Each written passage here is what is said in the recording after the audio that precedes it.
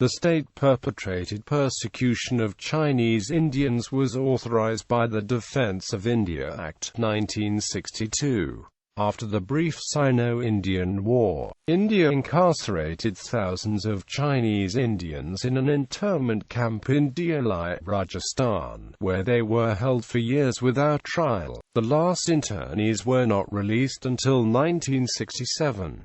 Thousands more Chinese Indians were forcibly deported or coerced to leave India. Nearly all internees had their properties sold off or looted. Indian officials openly compare the internment of Chinese Indians with the internment of Japanese Americans during World War II. However, unlike the United States, the Indian government has not apologized or offered compensation to the internees. Background: Chinese community in India. The earliest recorded Chinese settlers in British India arrived in Calcutta in 1780. Because of the long history of tea cultivation in China, the British used fair and unfair means to lure experienced workers from China to work on the newly established tea plantations in Assam, starting in 1838. Other Chinese migrants were refugees from poverty, famine, and disasters in China. By the late 19th century, the people of Chinese origin had gained a reputation as craftsmen and traders in eastern India. During World War II and the ensuing Communist Revolution in China, a large wave of Chinese war refugees settled in Calcutta, North Bengal, and northeast India. Estimates of the ethnic Chinese population in 1962 varied from 20,000 to 60,000. 1962 Sino-Indian War. Following the independence of the Republic of India in 1947 and the founding of the People's Republic of China in 1949, the two countries enjoyed a period of friendly relationship, despite having unresolved border disputes in the areas of Nefa and Aksai Chin. The relationship deteriorated, however, after the construction of a Chinese highway in Aksai Chin in 1957, and India's support of the failed 1959 Tibetan uprising against Chinese rule. The hostilities culminated in the brief 1962 Sino-Indian War, resulting in a decisive Chinese victory but no change in the effective boundary between the two countries. The fighting lasted from the 10th of October to the 20th of November 1962. On the 21st of November, China declared ceasefire and withdrew from Nefa. The larger of the two disputed territories, but kept the smaller Aksai Chin. Anti-Chinese sentiment. After the outbreak of the war, the Indian government and some members of academia systematically portrayed the Chinese minority as untrustworthy and deceitful. The rising nationalism in India entailed brutal assaults on the ethnic Chinese, including Indian citizens and residents who had lived in India for generations. Many Chinese schools and media were shut down, and people of Chinese descent were assaulted by mainstream Indians. The property, restaurants, and shops damaged. The civil liberties of the ethnic Chinese were curtailed. People of Chinese descent were required to report to the authorities for registration and classification, and it became harder for non-citizens to meet the residency requirements. The legal definition of foreigners was extended to include Indian citizens of Chinese descent. Faced with widespread hostility, many Chinese Indians expressed the support and loyalty for the Indian cause, condemned the Chinese government, and donated to India's defense funds. However, their expressions of support were met with suspicion and contempt.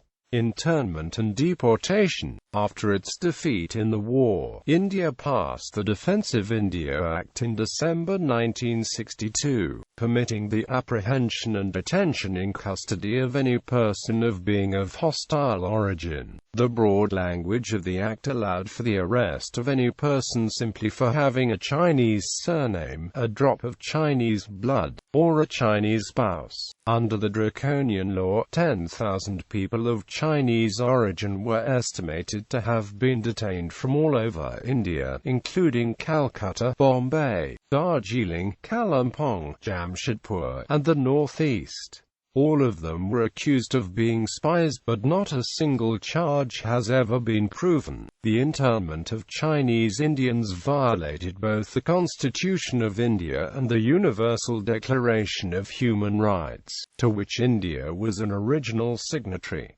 Starting in November 1962, many ethnic Chinese were given the order to leave India within a month. About 7,500 people complied and left for various countries including China, Taiwan, Hong Kong, Pakistan, Japan, Australia, Britain, United States, and Canada. People who could not raise travel expenses or were unwilling to leave were imprisoned. While some were held in local prisons, thousands more were transported across India to the desert prison camp in Deoli, Rajasthan, built by the British in 1942 as a power camp for Japanese, German, and Italian combatants during World War II. The camp housed 7,000 inmates, 60% of whom were children or elderly people. Many internees, unaccustomed to the hot desert climate, died of heat stroke and related diseases. In 1964, the Deoli prison authorities announced that all internees would be deported to China. The forcible deportations were arbitrary, resulting in the breakup of many families.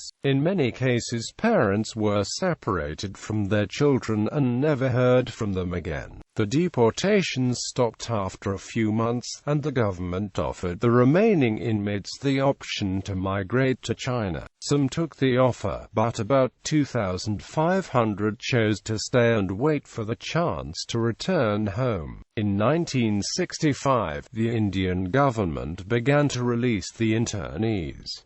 They were allowed to leave the camp in small batches. The last internees were released from Deoli in mid-1967, after 4.5 years of captivity. However, when the internees were transported to their old neighborhoods, the local governments often did not know what to do with them and kept them in local prisons, in some cases for more than a year. After the internees were freed after years of incarceration, many discovered that the properties had been sold off in their absence, but were only offered tiny sums for compensation. Almost all internees had their homes, shops, and factories looted or taken over by locals. The Chinese population in Calcutta decreased by half, from 20,000 to 10,000. Those who remained were seen as enemies, and most could not hold any job except in the restaurant, tanning, and shoemaking businesses. Moreover, their movements were restricted. Until the mid-1980s, the Chinese Indians were required to report to designated police stations once a month. Until the mid-1990s, they had to apply for special permits to travel more than a few kilometers from their homes. Reaction: Indian officials openly compare the internment of Chinese Indians with the internment of Japanese Americans during World War II. However, unlike the United States, the Indian government has refused to apologize or offer compensation to the internees for their unjustified incarceration. When asked about his opinion on the issue in 2008, Mao Siwei, China's consul general in Calcutta, replied that China would rather look forward and not argue too much about the past for the time being. The Indian-Chinese Association has been pressuring the Indian government to issue an apology, without success. The Association of India Deoli Camp Internees, a Canadian non-profit group, has written 2 open letters to Indian Prime Minister Manmohan Singh, but has not received a reply. In 2004, Rafi Kelly has recounted the appalling treatment of the Chinese residents in Calcutta in the documentary film The Legend of Fatma Ma. The documentary won the Silver Lotus Award for Best Anthropological Ethnographic Film at the 52nd National Film Awards.